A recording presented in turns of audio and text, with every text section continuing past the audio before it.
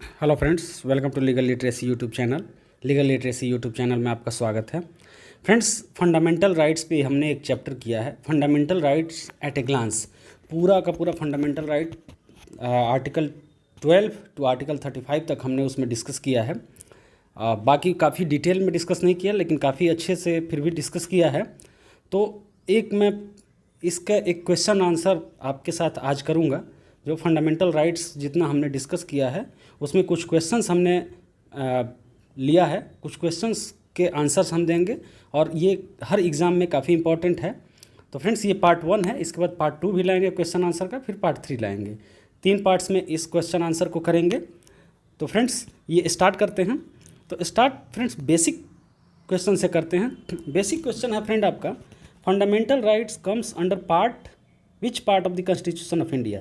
यहाँ आप देख रहे हो पार्ट, यहाँ पे पार्ट कौन रखोगे? ऑप्शन है आपके पास part 1, part 2, part 1, part 3, part 5 and part 9। तो आपको पता है फ्रेंड्स कि fundamental rights comes under part 3 of the constitution of India, article 12 to article 35। Okay, ये आपका राइट आंसर है। अब आते हैं सेकेंड क्वेश्चन पर फ्रेंड। सेकेंड क्वेश्चन है, which of the following rights can't be suspended even during the operation of national emergency. Friends, आपको पता है, आप जानते होंगे कि हमारे फंडामेंटल राइट्स वो रेस्ट्रिक्टिव हैं, ठीक है, क्वालिफाइड है, ये एब्सोल्यूट नहीं है। इनको कभी कभी सस्पेंड भी किया जा सकता है। तो इसमें पूछ रहा है कि कुछ ऐसे हमारे फंडामेंटल राइट्स हैं जो कि नेशनल इमरजेंसी के कंडीशन में भी सस्पेंड नहीं किया जा सकता है, कभी भी सस्पेंड नहीं किए जा सकते हैं। तो फ्रेंड्स, ऑप्शन है आपके पास आर्टिकल 14 जो कि राइट टू इक्वलिटी की बात करता है, फिर आर्टिकल 20 एंड 21। आर्टिकल 20 बात करता है फ्रेंड्स, आर्टिकल 20 बात करता है protection in respect of conviction for offences. इसमें बहुत सारी चीज़ें हैं, इसके बारे में हमने डिस्कस पहले भी किया है और आगे भी करेंगे। तो ये ऑप्शन बी है आपका, आर्टिकल 20 एंड 21। आर्टिकल 19 है जो protection of 6 rights regarding freedom of speech, expression, assembly, association, movement, residence, profession, ये सब आर्टिकल 19 है। ये आपका ऑप्शन है। फिर आर्टिकल 32 है, आर्टिकल 32 है फ्रेंड्स आपका कॉन्स्टिट्यूशनल रिमेडी, ठीक है। तो इसमें से कौन सा ऐसा आर्टिकल है जिसको कि नेशनल इमरजेंसी के दौरान भी सस्पेंड नहीं किया जा सकता है? तो फ्रेंड्स, आपका आंसर होगा आर्टिकल 20 एंड 21। आर्टिकल 20 है protection of in respect of conviction for offences. इसमें बहुत सारी चीज़ें आती हैं, जैसे डबल जियोपार्डी आता है, एक्स फैक्टो ये आता है, बहुत सारी चीज़ें आती हैं। और आर्टिकल 21 है right to life and liberty, ठीक है। तो right to life and liberty और आर्टिकल 20 को सस्पेंड नहीं किया जा सकता। एक और फ्रेंड इसमें बात है, आर्टिकल 19 को भी तभी सस्पेंड किया जा सकता है, नेशनल इमरजेंसी के दौरान भी तभी सस्पेंड किया जा सकता है जब वो नेशनल इमरजेंसी डिक्लेयर किया गया हो ऑन ग्राउंड्स ऑफ वार और एक्सटर्नल एग्रेशन, ठीक है। एक्सटर्नल इमरजेंसी हो, आर्म्ड रिबेलियन, इंटरनल एग्रेशन हो, इंटरनल इमरजेंसी हो, उस दौरान आर्टिकल 19 को भी रेस्ट्रिक्ट नहीं किया जा सकता है। नेक्स्ट पे आते हैं फ्रेंड, नेक्स्ट क्वेश्चन है फ्रेंड आपका, विच of the fundamental rights can't be suspended even during the operation of. ये तो हमने क्वेश्चन कर लिया है, आगे आते हैं। क्वेश्चन है, which of the freedom does not come under the article 19 of the constitution of India. Option है आपका friend, freedom of speech and expression, freedom of movement and residence, freedom of assembly and association, freedom of keeping arms. तो friends, ये आपको पता है कि article 19 में आता है 6 राइट्स आते हैं फ्रीडम के regarding, freedom of speech and expression, freedom of assembly, freedom of association, freedom of movement, freedom of resident and freedom of profession. इन 6 में कहीं भी फ्रीडम ऑफ कीपिंग आर्म्स नहीं है, तो ये आपका राइट आंसर होगा, does not comes under the article 19 of the constitution of India, freedom of keeping arms. Okay, आगे आते हैं नेक्स्ट क्वेश्चन पे। नेक्स्ट क्वेश्चन है friend, which of the following fundamental rights exclusive for minorities. इसमें पूछ रहा है फ्रेंड कि माइनॉरिटीज़ के लिए एक्सक्लूसिव फंडामेंटल राइट्स कौन सा है? ये article 19, article 29, article 30, both of the above, none of the above.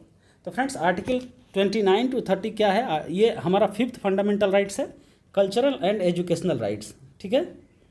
Cultural and educational rights, तो ये माइनॉरिटीज़ के लिए होता है।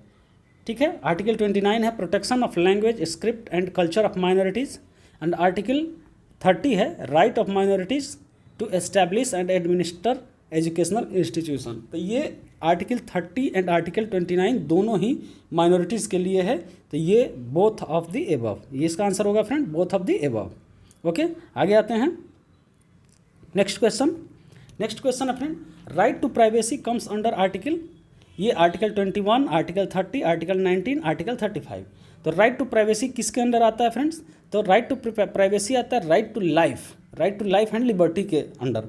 तो right to life and liberty कहाँ है? आर्टिकल 21, ये आपका आंसर हो जाएगा आर्टिकल 21 ऑप्शन ए। ओके, आगे आते हैं। नेक्स्ट क्वेश्चन है, in which case Supreme Court decided that right to privacy is fundamental rights. पहले फ्रेंड्स राइट टू प्राइवेसी का कोई मतलब नहीं था, right to privacy fundamental rights में नहीं आता था। तो एक केस आया, उस केस में सुप्रीम कोर्ट ने डिसाइड किया कि right to privacy comes under fundamental rights. ठीक है, तो आप राइट टू लाइफ के अंडर आता है राइट टू प्राइवेसी। तो ये किस केस में डिसाइड हुआ था? ऑप्शन है फ्रेंड्स आपके पास, Maneka Gandhi versus Union of India, Puttuswamy versus Union of India, M.K. Gopalan case, Arnesh Kumar versus the state of Bihar. तो इसका आंसर है friend Puttuswamy versus Union of India. ठीक है, ये 2017 में ये केस आया था फ्रेंड, इसको याद रखना है। आगे आते हैं, in which case Supreme Court decided that basic structure of the constitution of India. Okay, कौन से केस में सुप्रीम कोर्ट ने basic structure of the constitution of India को डिसाइड किया था कि basic structure of the constitution of India can not be amended? Option है आपके पास friend, Maneka Gandhi versus Union of India, Puttuswamy versus Union of India, Keshavananda Bharati versus state of Kerala, Arnesh Kumar versus state of Bihar. तो friends इसका answer है Kesavananda Bharati versus state of Kerala. Okay, आगे आते हैं। Next question है friend, by which amendment article 21A right to elementary education was added in the constitution of India?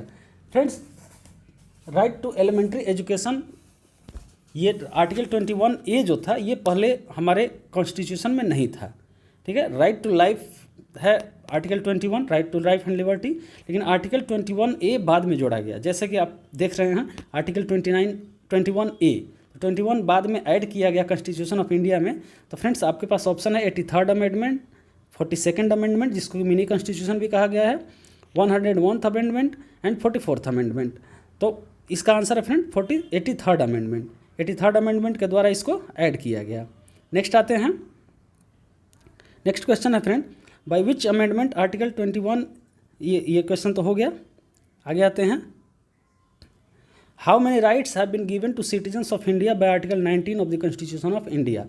Friends article 19 में हमें किस तरह के, कितने तरह के फ्रीडम्स दिए गए हैं? How many rights have been given? तो फ्रेंड्स ऑप्शन है आपका 6, 7, 5 एंड 8। तो आंसर है इसका फ्रेंड 6। आप देख सकते हो, right to freedom of speech and expression, assembly, association, movement, resident and profession, ये आर्टिकल 19 का है। ओके, आगे आते हैं। इसमें फ्रेंड्स है कि how many rights had been given to citizens of India by article 19 of the constitution of India initially. Friends initially हमारे आर्टिकल 19 में कितने राइट्स सिटीजन्स को दिए गए थे? 6 ही थे या 7 थे या 5 थे या 8 थे? अगर 5 थे तो एक ऐड किया गया है, 7 थे तो एक डिलीट किया गया है, 8 थे तो 2 डिलीट किया गया है, और 6 ही थे तो कोई परिवर्तन नहीं हुआ। तो आपका ऑप्शन है 6, 7, 5 एंड 8। तो फ्रेंड्स इसका आंसर है बी 7। हमारे पास 7 राइट्स पहले आर्टिकल 19 में दिए गए थे। नेक्स्ट क्वेश्चन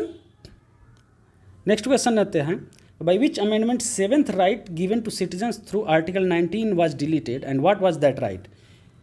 पहले हमने देखा कि 7 राइट्स थे, तो 7 राइट्स में तो एक राइट तो डिलीट कर दिया गया। तो इसमें क्वेश्चन है कि किस अमेंडमेंट से उस 7th राइट को डिलीट किया गया, और आर्टिकल 19 का वो जो 7th राइट था वो था क्या? तो ऑप्शन है आपके पास friends 44th amendment, right to acquire, hold and dispose of property. ठीक है, 44th amendment, right to keep arms. 77th amendment, right to acquire, hold and dispose of property. 77th amendment, right to keep arms. तो friends इसका answer है right to acquire, hold and dispose of property. ये तो है, लेकिन कौन सा amendment है, 44th या 77th? तो इसका आंसर है 44th amendment. Okay, 44th amendment में राइट टू प्रॉपर्टी को डिलीट कर दिया गया था। जैसे हमारे पहले फंडामेंटल राइट्स भी 7 थे और आर्टिकल 19 में भी उसको जिक्र किया गया था, तो राइट टू प्रॉपर्टी को भी हटाया गया और इसको भी हटाया गया, और उसको राइट टू प्रॉपर्टी को अंडर आर्टिकल 300 उसको लीगल राइट बनाया गया। आगे आते हैं नेक्स्ट क्वेश्चन है no double jeopardy is described under article. Double jeopardy का मतलब क्या होता है फ्रेंड्स, पहले ये समझ लेते हैं। डबल जियोपार्डी होता है कि no one can be convicted और punished for the same crime twice.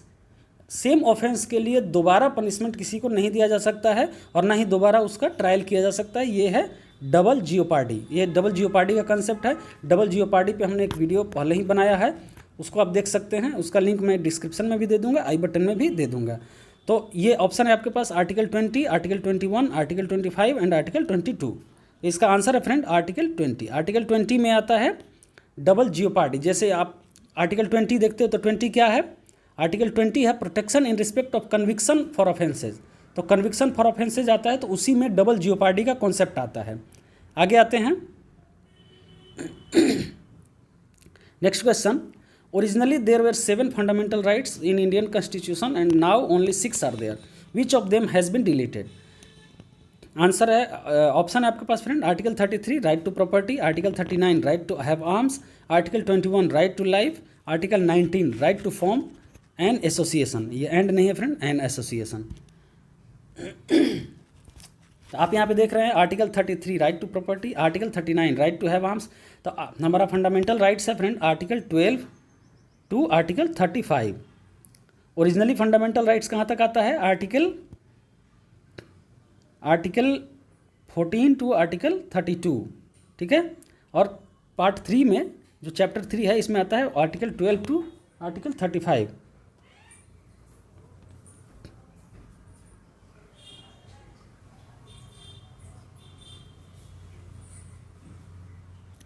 अब देख रहे हैं आर्टिकल 33 नहीं है, ये आर्टिकल 31 है, ठीक है। आर्टिकल 31 राइट टू प्रॉपर्टी, तो यही आंसर है आर्टिकल 31 राइट टू प्रॉपर्टी, इसको डिलीट कर दिया गया है। आगे आते हैं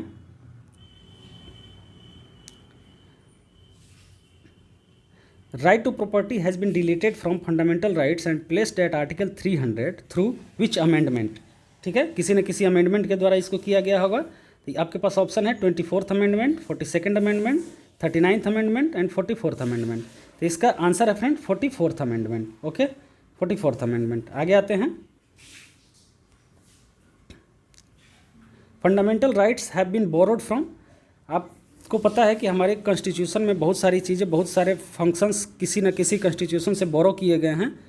तो आर्टिकल ये जो फंडामेंटल राइट्स है ये कहाँ से बोरो किए गए हैं, इसके ऑप्शन हैं आपके friend bills of rights USA, bills of rights UK, bills of rights Canada and constitution of Japan. तो ये बोरो किया गया friends bills of rights USA से। Okay, bills of rights USA से इसको बोरो किया गया है। आगे आते हैं next. Fundamental rights secure to citizens individuals is protected against. ये फंडामेंटल राइट्स जो हमें दिया गया है ये किन किन के एक्शन के अगेंस्ट प्रोटेक्ट किया गया है, ये थोड़ा देखते हैं।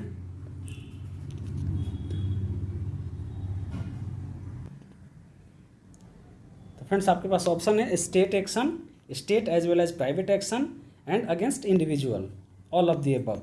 तो फ्रेंड्स इसका आंसर होगा स्टेट एक्शन। स्टेट एक्शन के अगेंस्ट प्रोटेक्ट किया गया है फंडामेंटल राइट्स को, और individual private action, individual action के अगेंस्ट भी प्रोटेक्ट किया गया है।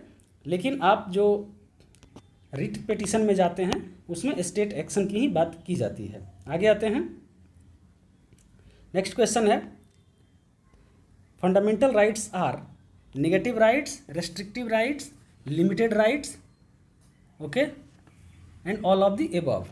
तो इसमें फ्रेंड्स आपका ऑप्शन है all of the above answer है। ओके, इसको आगे देखते हैं। Is judiciary comes under the definition of state under Article 12 of the Constitution of India? Yes, no, both depends upon circumstances and none of the above. इसमें क्या होता है friends, इसमें है यस, ठीक है। ये अदर अथॉरिटीज़ जो उसमें दिया जाता है, अदर अथॉरिटीज़ उसमें आता है, अदर अथॉरिटीज़ में जुडिशरीज भी आता है। आगे आते हैं। When an enactment is of such a nature that no separation is possible between inconsistent and consistent part, whole act will be operative, whole act will be inoperative, the act will neither be operative nor inoperative, none of the above। Friends, article 13 जब पढ़ते हैं तो article 13 में क्या है कि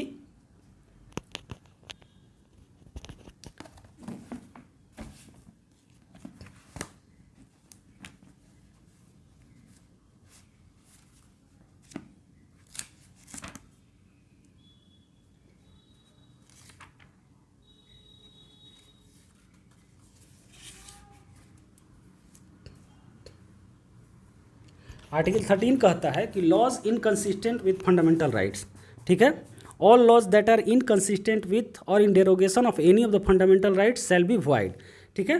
तो वो वाइड होगा मतलब इनऑपरेटिव होगा, लेकिन वो पार्ट इनऑपरेटिव होता है, वाइड होता है, जो कि inconsistent with the fundamental rights होता है। ओके, इस पार्ट से तो जब पार्ट को कंसिस्टेंट और इनकंसिस्टेंट को सेपरेट नहीं किया जा सकता है तो पूरा का पूरा एक्ट ही इनऑपरेटिव हो जाएगा, whole act will be inoperative. Okay, next question पे आते हैं। Under the constitution the doctrine of eclipse applies. Doctrine of eclipse क्या होता है कि जो आर्टिकल 13 कहता है, तो आर्टिकल 13 में जो इनकंसिस्टेंट पार्ट होता है, तो बहुत सारी चीज़ें होती हैं जो कि कॉन्स्टिट्यूशन से इनकंसिस्टेंट होता है। तो कॉन्स्टिट्यूशन से जब इनकंसिस्टेंट होता है तो कई सारी चीज़ें जो एक्लिप्स में चली जाती हैं, बहुत सारे एक्ट्स जो पास किए हुए होते हैं तो वो इनऑपरेटिव हो जाते हैं, और इनऑपरेटिव होने के बाद जब कॉन्स्टिट्यूशनल अमेंडमेंट हो जाता है और कॉन्स्टिट्यूशन से कंसिस्टेंट वो पार्ट हो जाता है तो वो फिर ऑपरेटिव हो जाता है। तो डॉक्ट्रिन ऑफ एक्लिप्सेस जो है ये कब और किस कंडीशन में, ये डॉक्ट्रिन ऑफ एक्लिप्सेस कब अप्लाई होता है और किस कंडीशन में अप्लाई होता है, तो इसको देख लेते हैं फ्रेंड। तो इसके पास आपका ऑप्शन है only to the pre constitutional laws but only in respect of non citizens, ठीक है, to the post constitutional laws but only in respect of non citizens, to the post constitutional laws in respect of citizens only, to all laws pre constitutional and post constitutional. तो इसमें option है, इसमें answer है आपका D, to all laws pre constitutional and post constitutional. Next,